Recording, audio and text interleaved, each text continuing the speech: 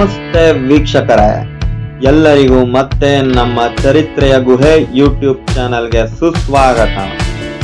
ಹನುಮಂತ ಮಾಡಿದ ಉಪಾಯಗಳು. ರಾಮಾಯಣದಲ್ಲಿ ರಾಮ ರಾವಣರ ಯುದ್ಧ ನಡೆಯುತ್ತಿದೆ. ಶ್ರೀರಾಮನ ಮುಂದಾಳತ್ವದಲ್ಲಿ ವಾನರ ಸೇನೆ ಹಾಗೂ ರಾವಣನ ಸೇನೆಯ ರಾಕ್ಷಸರು ಯುದ್ಧ ಮಾಡುತ್ತಿದ್ದರು.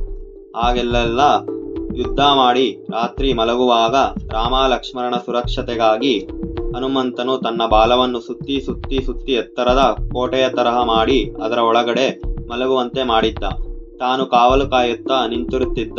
ಹೀಗಿರುವಾಗ ಒಂದು ದಿನ ಬೆಳಗಾದ ಮೇಲೆ ಹನುಮಂತನು ನಿತ್ಯದಂತೆ ರಾಮ ಲಕ್ಷ್ಮಣನನ್ನು ನೋಡಲು ಬಂದರೆ ಅವನ ಬಾಲದೊಳಗೆ ರಾಮ ಲಕ್ಷ್ಮಣನು ಮಲಗಿರಲಿಲ್ಲ.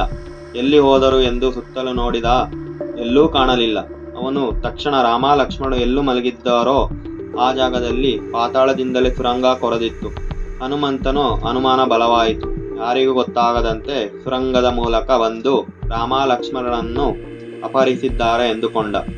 ಕೂಡಲೇ ಅವನು ಎಲ್ಲಿ ಸುರಂಗವಿತ್ತೋ ಆ ಜಾಗದೊಳಗೆ ಜಿಗಿದನು. ಅವನು ಇಳಿಯುತ್ತಾ ಪಾತಾಳ ಲೋಕಕ್ಕೆ ಬಂದನು. ಅಲ್ಲೊಂದು ಸಮುದ್ರವಿತ್ತು. ಅದರೊಳಗೆ ದೈತ್ಯಕಾರದ ಮೊಸಳೆ ಇತ್ತು. ಅದು ಹೇಳಿತು, ರಾಮ ಲಕ್ಷ್ಮಣರನ್ನು ಪಾತಾಳ ಲೋಕಕ್ಕೆ ರಾಕ್ಷಸರು ಕದ್ದೊಯ್ದಿದ್ದಾರೆ. ಅವರಿಬ್ಬರು ಇರುವ ಜಾಗವನ್ನು ನಾನು ತೋರಿಸುತ್ತೇನೆ ಎಂದು ಮೊಸಳೆ ತನ್ನ ಬೆನ್ನ ಮೇಲೆ ಹನುಮಂತನನ್ನು ಕೂರಿಸಿಕೊಂಡು ರಾಕ್ಷಸರ ಲೋಕದೊಳಗೆ ಬಿಟ್ಟಿತು.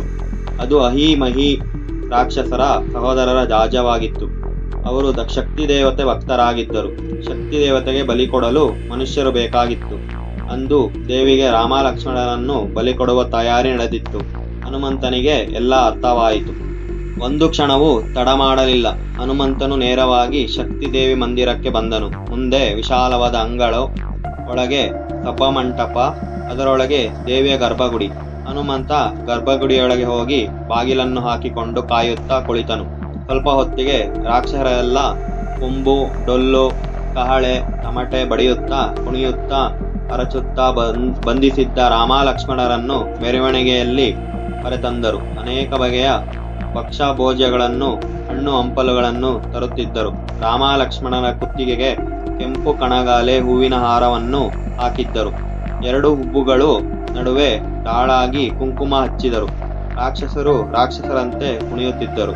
ಮೆರವಣಿಗೆ ದೇವಿ ಮಂದಿರಕ್ಕೆ ಬಂದಿತು. ಸಭಾಮಂಟಪದೊಳಗೆ ರಾಮ ಲಕ್ಷ್ಮಣರನ್ನು ಕರೆದೊಯ್ದರು. ರಾಕ್ಷಸರು ಅರಿವಿಲ್ಲದಂತೆ ಡೋಲು ತಮಟೆ ಶಬ್ದಗಳೊಂದಿಗೆ ಮೈಮರೆತು ಕುಣಿಯುತ್ತಿದ್ದರು.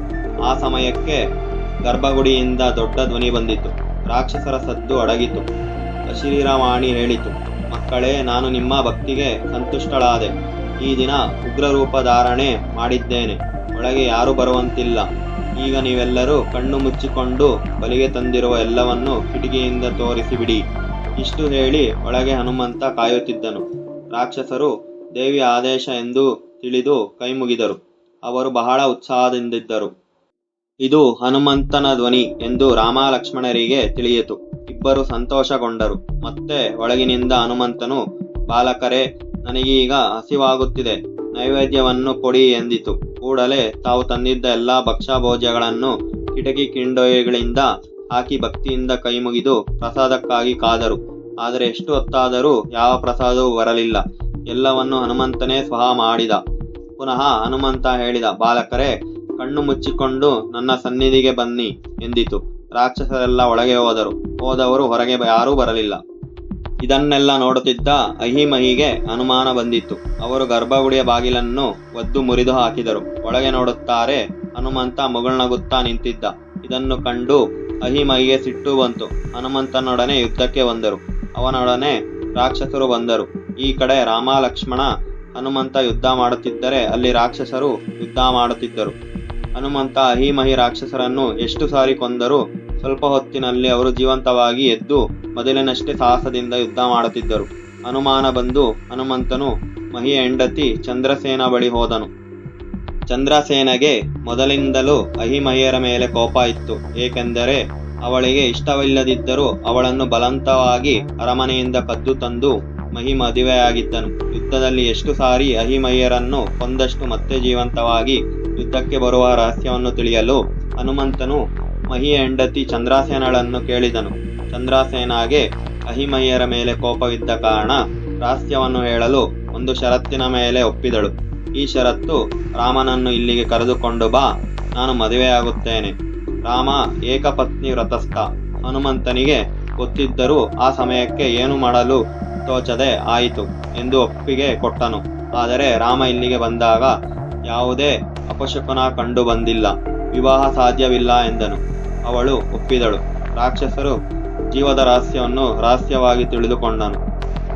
ಹನುಮಂತ ನೇರವಾಗಿ ಉದ್ಯಾನವನಕ್ಕೆ ಬಂದನು. ಅಲ್ಲೊಂದು ಅಮೃತ ಕುಂಡದ ಕಾರಂಜಿ ಚಿಮ್ಮುತ್ತಿತ್ತು. 5 ದುಂಬಿಗಳು ಅದರೊಳಗಿಂದ ಅಮೃತವನ್ನು ಸಂಗ್ರಹಿಸುತ್ತಿದ್ದವು. ಅಹಿಮಯಿ ರಾಕ್ಷಸರು ಸಾಯುತ್ತಲೇ ಪ್ರತಿ ಸಾರಿ ದುಂಬಿಗಳು ಅಮೃತ ತಂದು ಅವರ ಮೈಮೇಲೆ ಸಿಂಪಡಿಸುತ್ತಿದ್ದವು. ಕೂಡಲೇ ಅವರಿಬ್ಬರು ನಿದ್ದೆಯಿಂದ ಎದ್ದವರಂತೆ ಎಚ್ಚರಾಗುತ್ತಿದ್ದರು. ಹನುಮಂತನು ಆ ದುಂಬಿಗಳನ್ನು ಕೈಯಲ್ಲೇ ಪಟಪಟ ಹೊಡೆದು ಕೊಂದನು.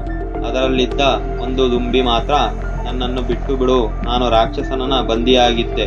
ಇನ್ನು ಮುಂದೆ ಅವರನ್ನು ನಾನು ಬದುಕಿಸುವುದಿಲ್ಲ, ದೂರ ಹೊರಟು ಹೋಗುವೆ. ಅವರ ಹೆದರಿಕೆಗೆ ಹೀಗೆ ಮಾಡುತ್ತಿದ್ದೆ. ಈಗ ನೀನು ಏನೇ ಹೇಳಿದರೂ ಅದನ್ನು ಮಾಡುತ್ತೇನೆ, ಬಿಟ್ಟು ಬಿಡು, ಬೇಡಿಕೊಂಡಿತು. ಹನುಮಂತನು ಆ ದುಂಬಿಗೆ ಹೇಳಿದನು, ಕೊಲ್ಲುವುದಿಲ್ಲ, ಆದರೆ ಒಂದು ಕೆಲಸ ಮಾಡು. ಅಹಿಮಯ್ಯರ ಮನೆಗೆ ಹೋಗಿ ಅಲ್ಲಿ ಮರದ ಮಂಚವಿದೆ, ಅದರ 4 ಕಾಲುಗಳನ್ನು ಒಳಗಿನಿಂದ ಕೊರೆದು ಟೊಳ್ಳು ಮಾಡು ಎಂದನು. ಆ ದುಂಬಿಗೆ ಹನುಮಂತನ ಅಣತಿಯಂತೆ ಚಂದ್ರಾಸೇನಳ ಮನೆಗೆ ಬಂದು ಮಂಚದ ಕಾಲುಗಳನ್ನು ಕೊರೆಯಿತು. ಮರುದಿನ ಯುದ್ಧವಾಯಿತು. ರಾಮ, ಲಕ್ಷ್ಮಣ, ಹನುಮಂತರು ರಾಕ್ಷಸರನ್ನು ಕೊಂದರು.